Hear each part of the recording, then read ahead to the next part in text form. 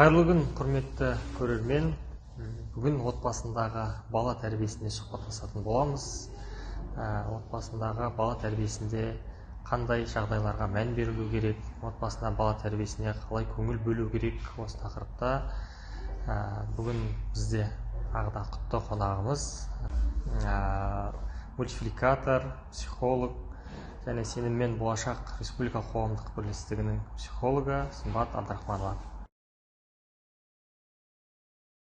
Бүгін енді отбасы турасында бұған дейін де бірнеше мәрте жолықтық. Осы тұрғысында тағы да енді қысқа нұсқа есебінде өзіңіздің керекті, қажетті ақпараттарыңызбен бөліссеңіз, пайдалы ақпарат болсын ата-аналарға және көрерменге деген ниетпен түсіріп отырмыз.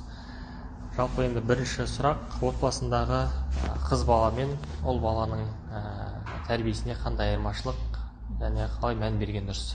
Туылғаннан бастап басталады жалпы. Ата-ана ол өзінің жасаған іс-әрекеті арқылы, айтқан сөз арқылы әрдайым баласына үлгі. Ата-ана айтады ғой, баланы тәрбиелеген келсе, алдымен өзіңді тәрбиеле деп. Шын мәнісінде ата-анасының жасаған әрбір қимылын, әрбір әрекетін ол бәрібір бала қайталайды. Ұл бала үшін мысалға ең алдымен әкесі үлгі болу керек үйде, қыз бала үшін анасы үлгі болу керек. Және бұл жерде мынандай түсінік бар, психологияда норма деген түсінік бар. Және бұл норма түсінігі әр отбасында әртүрлі болып келеді. Мысалға, үйде папасы ішімдік ішетін, үйде достарымен алып келіп ішімдік ішетін отбасы болатын болса, ол үйдің ер баласы ертең ер жетіп, достарын алып келіп үйде ішімдік ішіп отыру, ол үшін норма. Ал немесе қыз бала, мысалға, мамасы үйде шешім қабылдайтын, барлығы мамасы шешетін, яғни мамасы басты авторитет отбасылар болады, үйде әкенің рөлі, ешқандай рөлі жоқ. Ондай отбасында, мысалы, қыз баласы бой жеткеннен кейін, өзінің ертең үйленгеннен кейін, жолдасына дәл сондай қарым-қатынасты жасау, ол қыз үшін де норма. Өйткені ол сол нәрсені көріп өсті. Өйткені папа мынандай болу керек, мама мынандай болу керек, әйел мынандай болу керек, ер азамат осындай болу керек деген нәрсені көріп өсті. Сондықтан норма түсінігі отбасында қалыптасатынын айтып өткім келеді. Және қоғамда да, мысалға, кейбір адамдардың кейбір түсініксіз қылықтарын, әрекеттерін көретін болсақ, біз үшін біртүрлі болып көрінгенмен, ол адам үшін ол норма. Өйткені оның отбасында солай қалыптасқан дүние екенін біз ұғынуымыз керек. Қыз балаға әрине енді кішкентай кезде қарайтын болсақ, ұлдың да қыздың да екеуі де бірдей болып келеді. Бірақ жасөспірімдік шаққа келген кезде қызымыз қыз бой жете бастайды, ер баламыз ер жете бастайды. Бұл жерде енді екеуіне де екі түрлі беру керек ақпараттар бар. Бұл қауіпсіздікке байланысты болсын, жалпы жас ерекшелік жетілуіне байланысты болсын, және ұл балаға мысалы жауапкершілікті көбірек алуға бағыттайтын болсақ, қыз балаларды бұл жерде нәзіктене бастайды, қыз бола бастайды, және өзін жаңағы сақтау бойынша да үлкен қауіпсіздік ережелерін де біз қыз балаға айтып түсіндіруіміз қажет. Отбасындағы ерлі-зайыптылардың кикілжіңге ұшырауы, ұрысуы балаға әсері қандай? Өте маңызды сұрақ. Жалпы отбасындағы кез келген әрекет, кез келген сөз баланың психикасына тікелей әсер етеді. Қазіргі таңда қарайтын болсаңыздар, психолог көп заманда өмір сүріп жатырмыз ғой. Бұл бір жағынан әрине қуанатын жағдай. Адамдар бұрынға қарағанда өздерінің психикасына, психологиялық денсаулығына мән бере бастады. Екінші жағынан өкінішке орай психолог деген мамандықты құнсыздандырып жатқан сияқтымыз. Кейде адамдар мысалға бір курсты оқып алып психолог, бір кітапты оқып алып психологпын деп жатады. Алайда қазір осы соңғы статистикаға жүгінетін болсақ, отбасындағы кикілжіңдердің орын алуына да осы психологтардың әсері бар екен, осы көп таралуынан. Өйткені барлық психологпын деп жүргендердің көбісі өкінішке орай ғылымға сүйенбеген ақпараттарды халыққа таратуда. Енді бұл жерде жалпы отбасындағы дастарханның басынан басталады ғой кез келген. Дастарханның басындағы айтылатын кез келген әңгіме де баланың жаңағы айтып өткендей психикасына әсер етеді. Отбасының дастарханның басында атасы мен анасы бір-бірімен ұрсатын болса, түрлі проблемаларды айтатын болса, мысалға ақша жетіспей жатыр, кредит төленбей жатыр, бір-бірінің арасындағы, мысалға туысқандардың арасындағы кикілжіңдерді айтатын болса, ол баланың психикасына тікелей әсер етеді. Осы жерде бір мысал келтіріп айтқым келеді, өзім практикамнан. Қыз бала болды, оның анасы мысалы басқа қалада жұмыс жасады, үнемі звондаған сайын айтады екен, қызым саған ақша, бүкіл жағынан ақшамды жіберіп жатырмын, өзімнің аяғыма етік алайын десем етігім жоқ деп. Сонда қыз бала келіп айтады, апай, мен өмір сүргім келмейді дейді. Неге десем, мен өмір сүрмесем, мамам өзінің ақшасын өзіне жұмсар еді дейді. Сонда мамасы бұл жерде бір мотивация бергісі келіп айтып жатқан шығар, бала бірақ өзіне қалай қабылдап жатыр. Сондықтан айтатын әр сөзімізге де абай болу керекпіз. Отбасында папасы мен мамасы ұрысып жатсын, балаға ешкім ұрыспай ақ қойсын, бірақ бала үшін оның барлығы психологиялық тұрғыдан ол травма. Және ол травманың әсерлері ол ұзақ салдарын алып келеді. Болашақта да ол бәрібір балаға үлкен әсер ететін болады. Сондықтан да отбасындағы атасы мен әкесінің дұрыс қарым-қатынаста болуы, отбасындағы психологиялық атмосфераның дұрыс болуы баланың психикасының дұрыс болуына үлкен септігін тигізеді. Басты нәрсе негізі содан. Өйткені бала туылған кезде атын да білмейді, ол ұлтын да білмейді, дінін де білмейді, руын да білмейді. Қарапайым осындай түсініктен бастап үлкен проблеманы шешуге дейін үйрететін бұл негізгі, бұл отбасының мүшелері, атасы мен анасы, әкесі мен анасы. Келесі сұрағымыз, жалпы енді осы қыз балада да, ұл балада да өсіп келе жатқан оқушы кезеңнен бастау болуы мүмкін. Өтпелі кезеңде жатамыз, переходной возраст. Өтпелі кезеңде ата-ана болып келгенде қандай іс-әрекет жасау керек, әрекеті қандай болу керек, қандай шешімдер қабылдау керек, балаға қалай көмектескен дұрыс? Ол балалық шақтан ересектікке өтетін өтпелі кезең, сондықтан да өтпелі деп аталады. Бұл адам өміріндегі маңызды кезеңдердің бірі. Бұл кезеңде жаңа айтып өткенімізде ер балаларымыз ер жетеді, дауысы гүрілдей бастайды, бойлары өседі, физиологиялық тұрғыдан.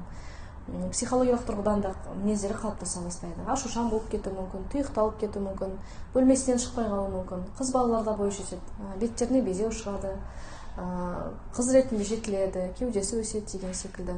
Және сонымен қатар психологиялық тұрғыдан да оның да мінезі қалыптаса бастайды. Және көп жағдайда жасөспірімдік кезеңнің ерекшелігі ата-анасының пікірінен гөрі сырттың пікірі бірінші орынға шығады. Және бұл кезеңде адамдар көбінесе өзіне көңіл толмайды. Яғни түрі ұнамайды, көзі ұнамайды, шашы ұнамайды деген секілді дүниелерді бастан кешіреді балалар. Яғни тұлға ретінде өткен қалыптасып жатыр. Сондықтан егер ата-ана осы жасөспірімдік шаққа дейін баласымен тығыз қарым-қатынаста болған болса, бұл кезеңнен өту оларға оңайырақ болады, баласымен бірге өту. Себебі бұл кезеңде балалар ата-анасымен қарсыласады, қарсы пікір айтады пікіріне. Яғни өзінің жеке пікірлерін барлығын қалыптастырғысы келеді. Сондықтан жаңағы жалпы ата-аналар көп айтып жатады маған, менде уақыт жоқ, мен жұмыстамын, балама қарауға уақыт жоқ деп. Я түсінемін, әрине, материалдық тұрғыдан қамтамасыз ету керекпіз отбасын, басқа деген секілді. Бірақ балалық шақ ол тез өтіп кететін уақытта. Міне балам бүкіл жұмысым бітті, енді балама қарайыншы деген кезіңізде балаңыз өсіп кеткен болуы мүмкін, үлкен бала сізді қажет етпейді. Немесе бір қандай да бір жағдай болып сіз оған өкініп жатуыңыз мүмкін. Сондықтан осы тез өтетін балалық шағында балалардың қасында болуға барлық ата-аналарды шақырамын.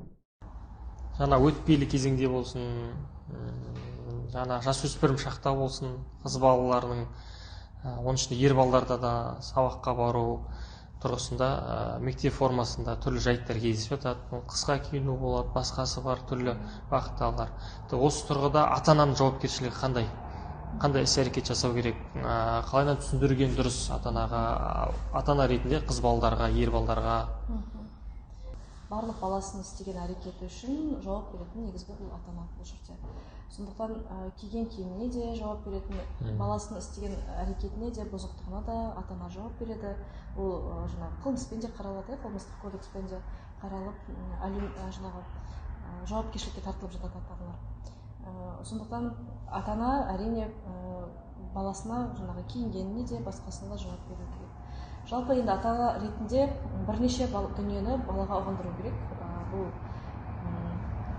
мысалға айталық қауіпсіздік ережелеріне кішкентай кезінен бастап балам танымайтын адаммен 2 метр қашықтықта тұр, танымайтын адамнан сыйлық, жаңағы конфет, тәттілер, ақша деген алуға болмайды. Ешқандай адам сені үйіңе дейін жеткізіп салмау керек.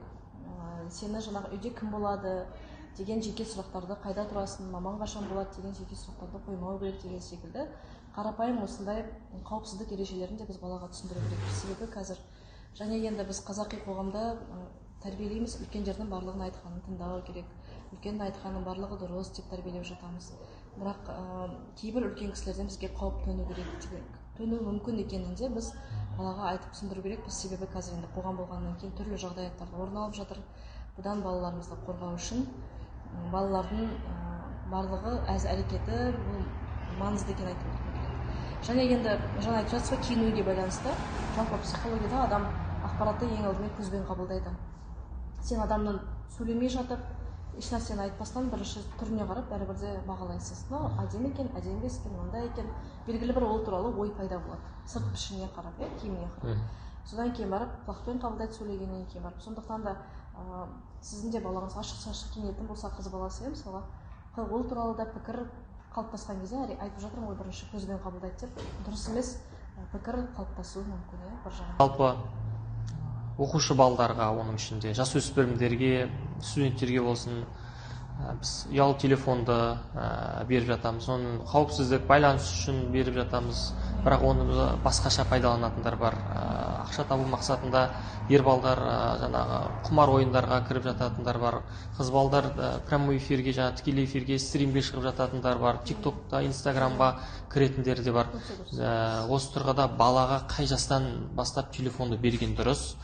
Бірінші сұрақ. Екінші сұрақ, қазір енді жасөспірімдер арасында да, оқушы қыз балдарда да, ұл балдарда да электронды бір реттік пайдаланатын темекілерді де жиі қолдану көптеп кездеседі. Осы тұрғысында ата-ананың жауапкершілігі қандай? Шешетін әрине бірінші отбасы ғой өздеріне. Бірақ телефонды берген кезде бастысы оның да өзінің қолдану ережесін түсіндіру керек. Балам телефонды қолданған кезде үнемі қуатталған телефонмен жүр. Мен саған хабарласқан кезде сен ала алмасам, сені уайымдаймын деп, біріншіден айту керекпіз. Екіншіден әлеуметтік желідегі ережені де түсіндіру керекпіз. Балам, әлеуметтік желіңе өзің үйің ретінде қара. Үйіңді қалай таза ұстасаң, әлеуметтік желіңді де солай таза ұста. Үйге сен кімді болсын кіргізе бермейсің ғой. Сол секілді әлеуметтік желіңе де кімді болсын кіргізбе. Үйің ретінде әлеуметтік желі парақшаңа қарасаң, жеке хат алмасуға бөлмең ретінде қара, бөлмеңе тіпті кіргізбейсің. Сол секілді кіммен болсын араласпа.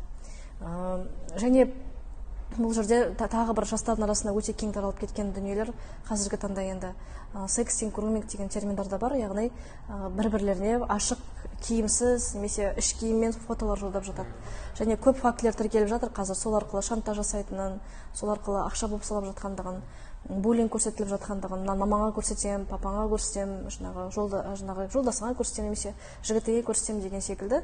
Сондықтан бұндай жағдайларда телефонды айтқан кезде айтуымыз керек, ешкімге ешқандай фотоны сұраған